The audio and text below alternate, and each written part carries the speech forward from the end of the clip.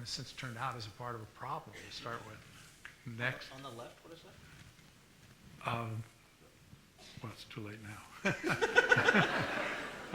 That's a Isosaki plaza. Again, a plaza, but again, the plant material is the feature element, is the key to the garden. Go on to the next. Next. Same kind of thing. Go on to the next. What is that on the left? It's a series of mirrors. Dan Graham? No, it's not Dan Graham, but not unlike Dan Graham. Again, the plant material, and one of the things about the plant material, which was I was told quite insane, was to plant material not in which you isolate the different plants, but to actually weave them all together as a tapestry. Don't try this at home.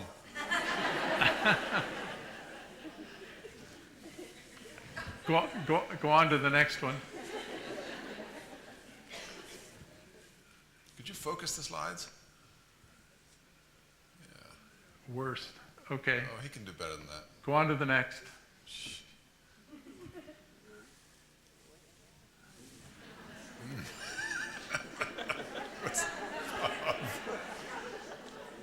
And that's really it on the slides. And the reason I brought the particular ones and showed them was I really felt that the garden had to be an authentic garden. I mean, for me to make a so-called work of art, if it had turned out to be a so-called work of art and was not an authentic garden, I think it would have been counterfeit.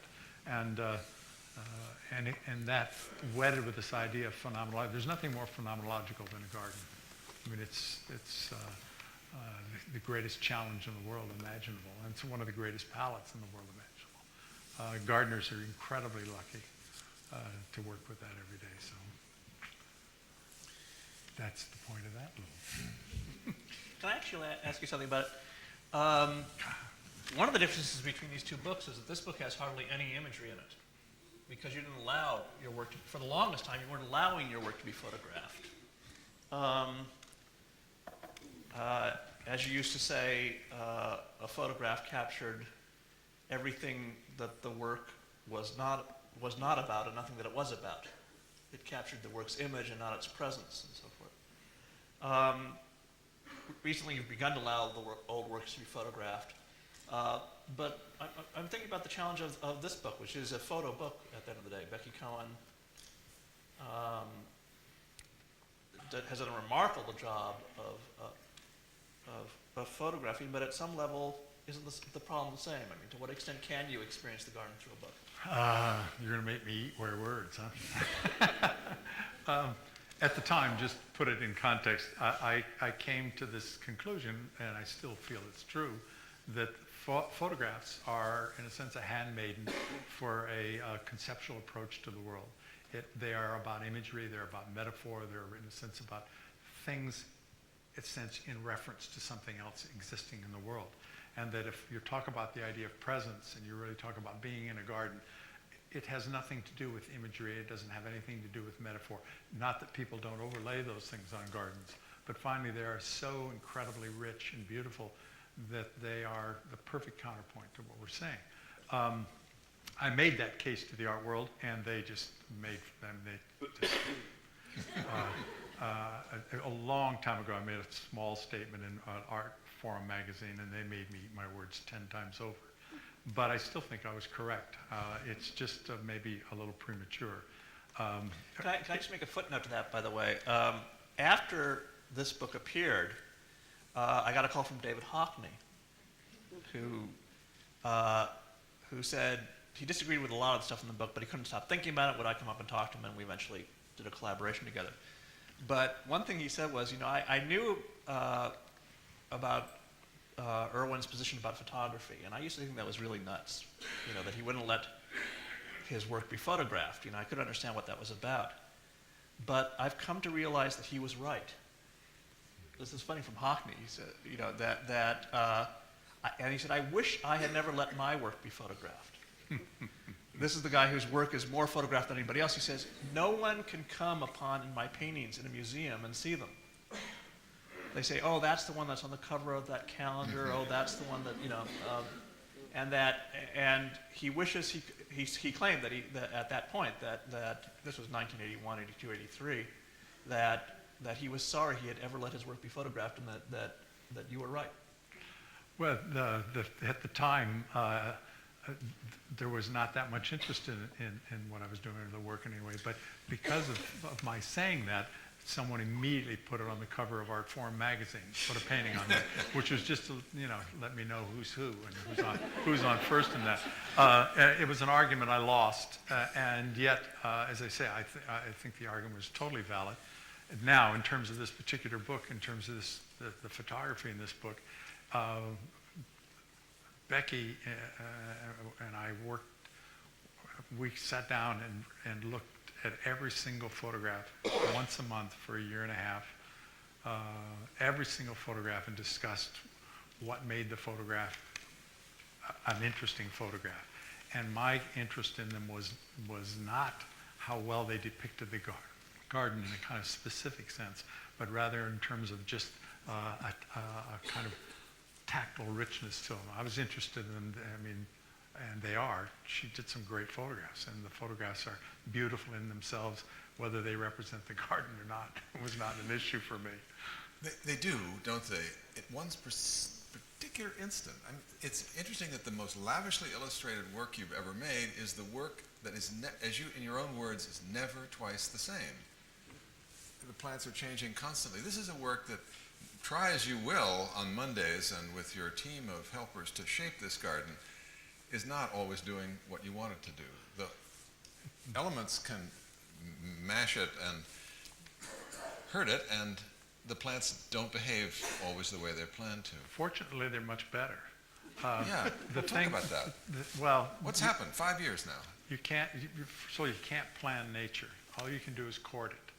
And so you create these sets of possibilities, and then we go every month, and we start at the top of the garden.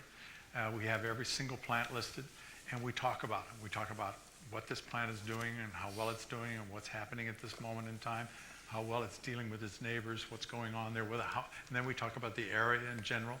And almost every time we go through the garden, one of the areas is, I mean, some of the areas are they're glorious. I mean, they're better than anything I could imagine, and they are a complete surprise.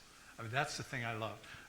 It's been a real lesson for me to come to the garden and have it totally surprise me. It's almost as if it's a different garden. A particular plant will suddenly be having its day, as it were, and it'll just be glorious and just take over the whole thing. But every time we come, something is not working. Some area is not well. Certain plants are not doing well. Certain combinations just aren't happening. Nothing's going on there. So we discuss them, and we talk about what and how we might deal with that. What are the possibilities? What are the alternatives? One thing that Jim, I did it with him for the first couple of years. I haven't been doing it lately, but This is Jim Duggan. right, that was one of the key things, is you can't have a garden without a gardener.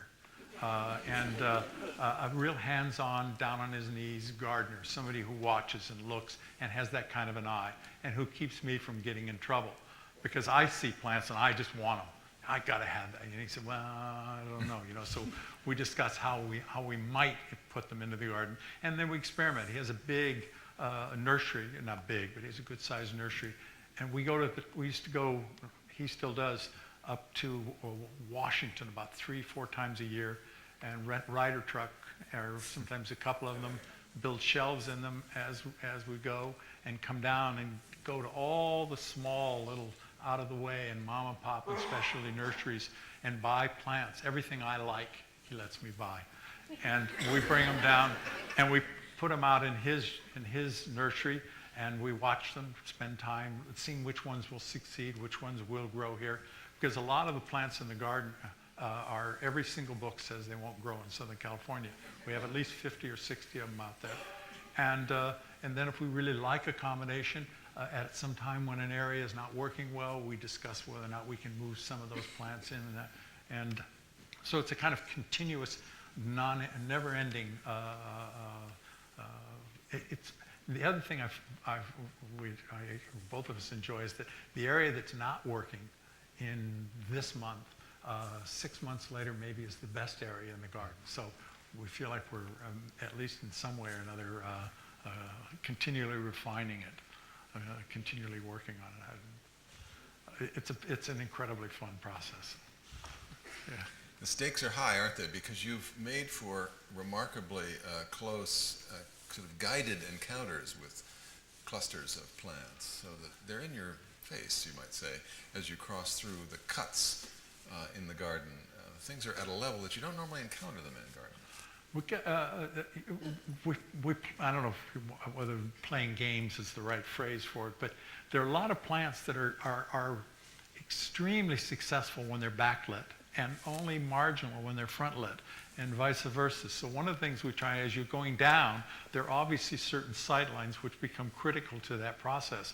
And we set up try to set up each one of those sight lines with plant material that is going to be lit at a particular time of day, or getting lit from behind, or lit from the front. And certain plants make better foils for other plants, and sometimes there's like some really marvelously delicate plants that are, I can't think of any particular one right this moment, but very delicate plants that you can walk through the garden 50 times and not notice that plant because it's so subtle.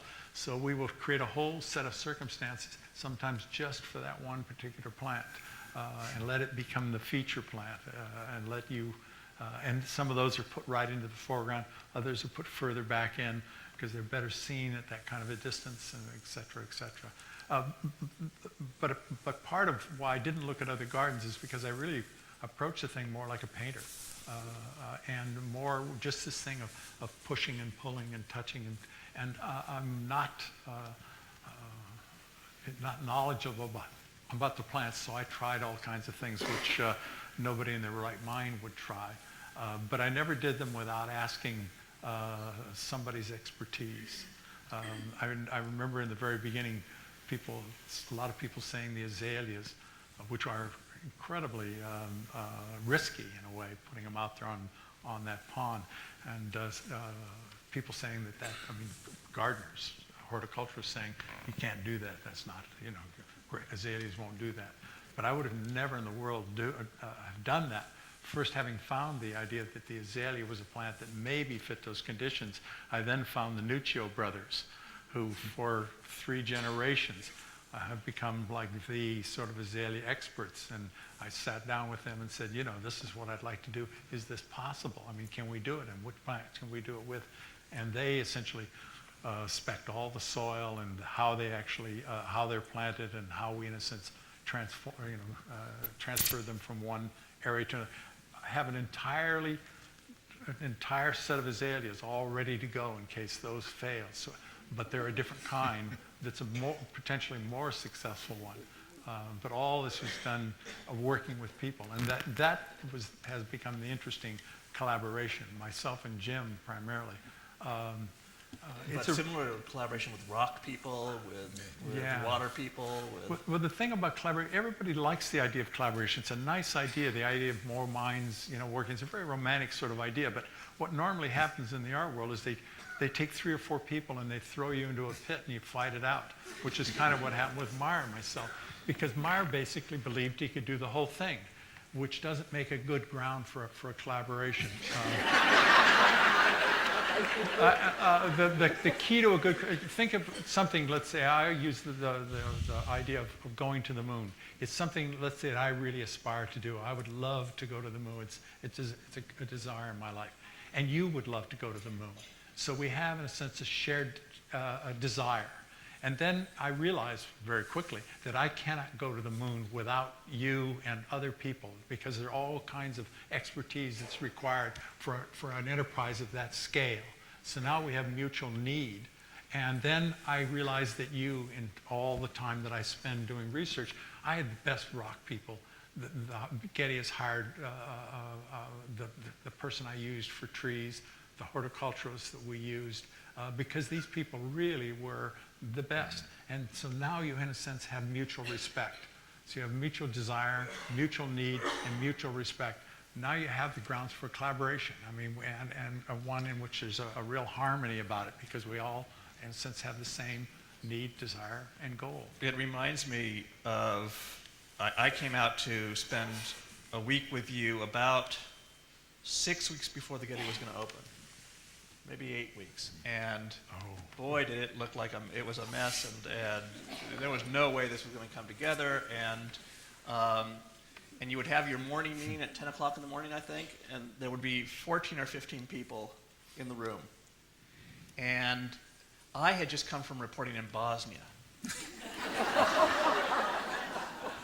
And, where people are just, killing each other over, what Bosnia is like. Anyway, and in this room, there were, Latinos, Asians, blacks, just all sort of range of people, competent people, and the question was, do you put this thing in first, or do you put this other thing in first? And how are we going, as I recall, the question that day was, how are we going to put this stuff in without destroying the lawn?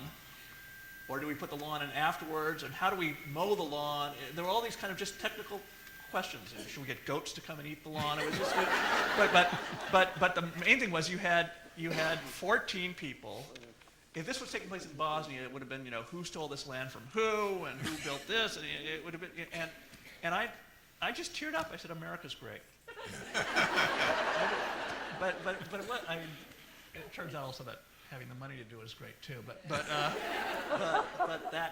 that level of collegiality that was going on in that room was really amazing to watch. Well, it's amazing to participate in. At one point, I had spec'd how the Corten steel was to be welded, and and the welders looked at me like, what the hell do you know about spec'ing welding? I've been welding for 30 years, and they welded the first piece of metal, and it warped. And what I had told them is that to do the way that I wanted it, you had to have two welders on both sides operating simultaneously, so that the metal was not more hot on one side than the other, which is what warps it. So we sat down and we talked about it for a while, and they went out and did this incredible welding job. You go down there and you look, you cannot even see them. It's seamless in a way. And the great fun was to come at the opening, and they were there with their family, because they wanted their kids to see, or their wife to see what they did. And people are really, the people that work in the field normally don't get asked to do something on that level, but they're capable of it and have that expertise.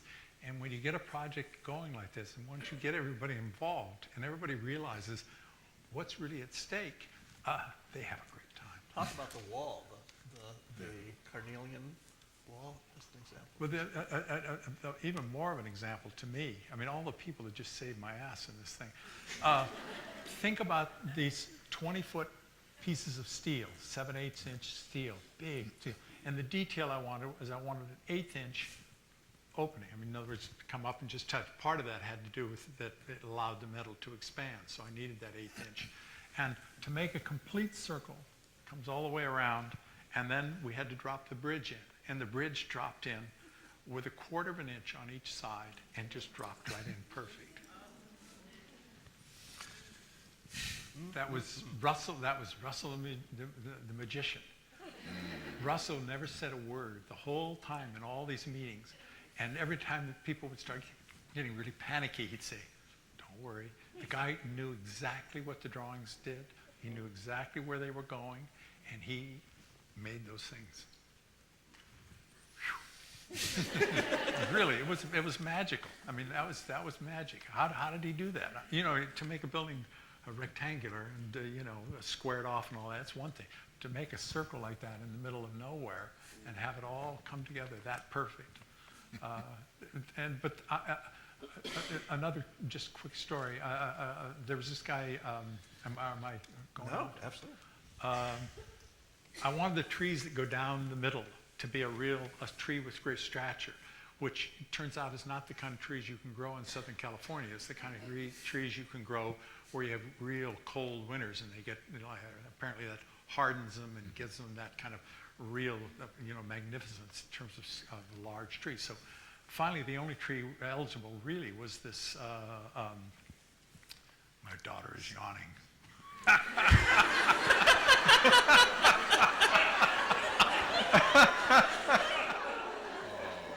grace. Was the London plane tree. And so I finally slowly zeroed. I went and looked at oh God, I just looked at like with the drains, trees, and finally zeroed in on the London plane as being the one tree that was possible to do what I wanted it to do. And I started asking all the experts. I started with Richard Meyer's clout in the world, these very famous landscape architects, good people, they really were. And everyone agreed that the one tree that would do that, the one cultivar, was called a bloodgood. And so I finally, after a lot of anguish, because if one of those trees dies, it's the end of the world, went to Oregon, picked out my 20 or 25, whatever it is, bloodgoods, was getting set to pay for them, and ran into a little guy named Barry Coate. And Barry Coate said, what are you doing? I told him what I was doing. He said, oh no, you want a Yarwood. I said, a Yarwood? Are you kidding? And I rushed back to my experts, and one of them even took me over to UCLA and showed me a Yarwood, and he said, this is a Yarwood, and look at it, it's all mildewed, and it's got anthracnose, it's got all kinds of, I thought, oh God. But somehow Barry Coate, he rung my bell a little bit. Drove back up to San Francisco and sat down with Barry Coate and said, why a Yarwood? And he explained to me that the Yarwood had only come on the market about 7 or 8 years ago, and that Yarwood that the man had showed me, probably that nursery was going to get sued because what they had done to rush it into production, they had taken Yarwood and budded it onto bloodgood stock, and that those were not true Yarwoods. And so I thought about it and finally decided to trust Barry Coate. Raced back up to Oregon, bought the last 25 Yarwoods in existence in a way. Really unhappy because I could have maybe gotten nicer ones at that moment. And Meyer's people went on ahead at that time and bought bloodgoods. And we brought them out to the growing ground out in the valley, and all of his were brown and mine were green.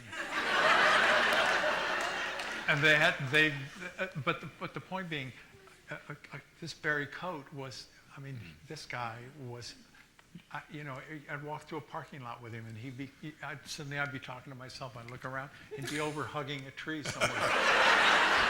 And it'd start telling me all the problems this tree is having and the difficulty of living in a parking lot and so on and so forth. But it's amazing. There are people in the world like that who really, by the way, Barry Coate essentially takes care of all the trees here at the Getty. And that, the collegiality he was talking about, it's the best. That's working in the field is just the best. It's philosophers of the material world. Yeah. So Ren, Bob says he's not going to make another garden. You, as a noted writer, you're not going to be a garden writer, are you? What are you doing next? I wasn't this time. No. What did you take from this project? And what's your work like now? In this case, it's for me. This is one more stage in a 25-year conversation on this part of my work.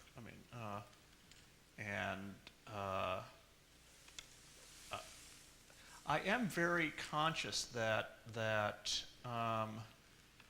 all of my work in all sorts of different subjects, because I write about torture in Latin America, I write about Bosnia, I write about artists who draw money and spend their drawings,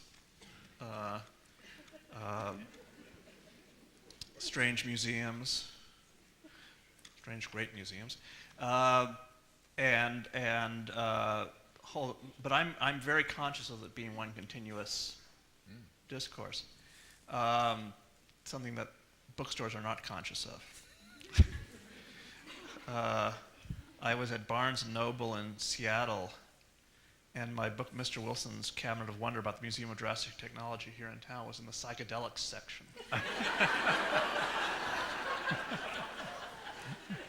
Which actually was a little bit better than at a Borders, where it was in the sociology section. And a great challenge for me is trying to. There does happen to be one bookstore where these things are, where you can figure out what the relationship happens to be Amazon.com. Yeah.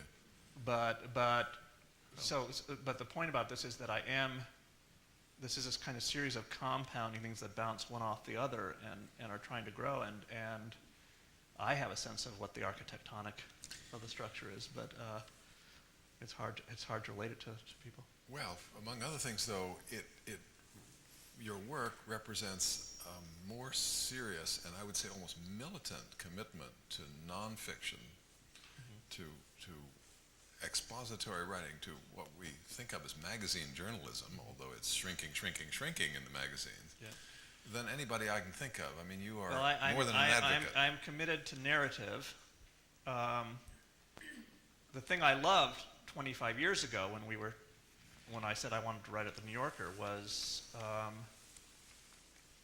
what I loved about the New Yorker in those days was it was a magazine where you could get lost in a piece of writing about something you had no idea that you would be interested in at the beginning of the week. And suddenly you were just hooked on it. And what was great about that, by the way, was that you knew that come Friday evening, you'd be in a dinner party where there were 4 or 5 other people who were suddenly lost in this thing. That has progressively fled from the world.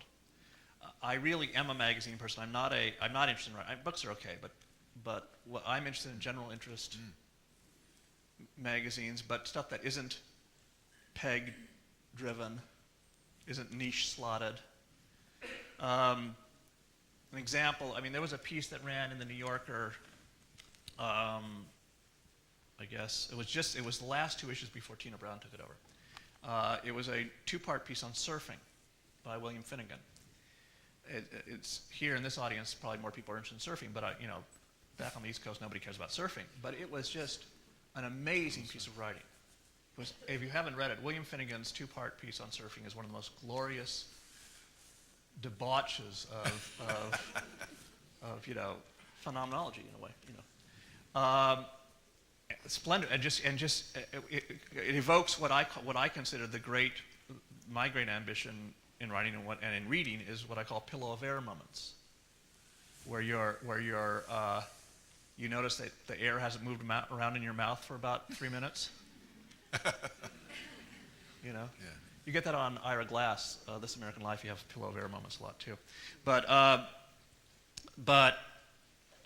that kind of thing is less and less possible nowadays. I mean, you could not find a 2-part piece on surfing today, except in the surfing magazines, or unless Tom Cruise was doing a surfing movie, in which case every magazine would have pieces about surfing.